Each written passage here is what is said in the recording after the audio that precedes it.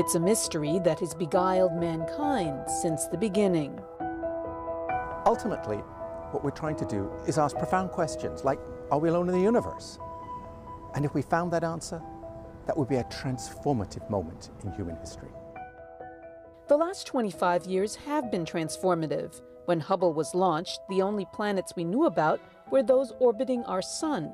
But for the past decade, astronomers have discovered a rapidly growing number of so-called exoplanets, whirling around other stars as well. Well, the main way we found planets right now is by the transit technique. And that is when a planet goes in front of the star as seen from the telescope, the starlight drops by a tiny amount, by 1% or even less. And by measuring a star's brightness, minute by minute or hour by hour or day by day, we're able to spot a planet transit. While Hubble can't take the credit for actually finding these transiting planets, their discoveries gave Hubble astronomers a never-before-imagined opportunity to determine what's actually in the atmosphere of an exoplanet, too far away for us to visit. The analogy I really like is looking at a rainbow. If we could look at the colors very, very closely, we would see tiny, tiny dark lines, many of them, spread all throughout the rainbow. And those lines are caused by gases in the atmosphere absorbing radiation. They're essentially taking out some of the light in the rainbow. And with Hubble, we do the same thing. We take the light from a star or planet and spread it out, and we look for places in the colors where light is missing. And because each gas has its own fingerprint or its own distinct set of lines that it removes from the white light spectrum, we're able to identify what gases are in the atmosphere. It's taken us from just measuring basic properties of the planets, like their mass and their size, to actually allowing us to study the atmospheres, and therefore maybe giving the planets a bit of personality.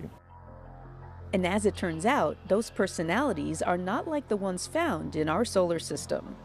There's this incredible diversity of architectures, of where we find the planets relative to their stars and what the planets in fact look like. I think it's Hubble that's really made them all kind of unique worlds for us. Worlds that intrigued us even more when Hubble's last servicing mission started paying dividends. We have new instruments on board Hubble since 2009. In particular, an instrument called the Wide Field Camera 3.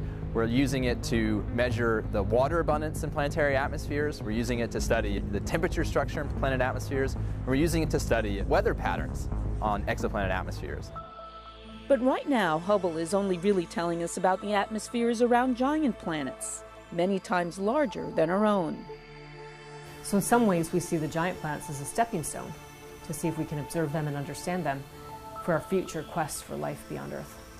What we want now are smaller planets, planets that are perhaps more like the Earth, and planets that pass in front of very close stars, the very closest stars for which we can find those planets, because they're going to be the easiest ones to study. Studying those smaller planets is what's on the docket for Hubble's successor, the James Webb Space Telescope. We'll be able to probe the abundances of different molecules. Right now we're mostly sensitive to only water, and water is very important. But there are other molecules that we want to know the abundances of too. Carbon monoxide, carbon dioxide, methane, ammonia. These are very important molecules from the standpoint of planetary atmosphere physics and the formation of planets. Planets that may hold the answer to whether or not we are alone. I'd say my dream is to start my career as an astronomer and to end it as a biologist. So what I would really like to do is get at the question of life in the universe. I do think there's life out there somewhere. Our galaxy has hundreds of billions of stars, and our universe has upwards of hundreds of billions of galaxies. So the chance for life to exist out there somewhere appears to be inevitable. A harder question is there life somewhere near here? A planet orbiting a nearby star that we actually can look at closely? That's a much tougher question. Tough questions we're on the cusp of answering because of the Hubble's pioneering work. From the Space Telescope Science Institute in Baltimore, Maryland, I'm Mary Estacion.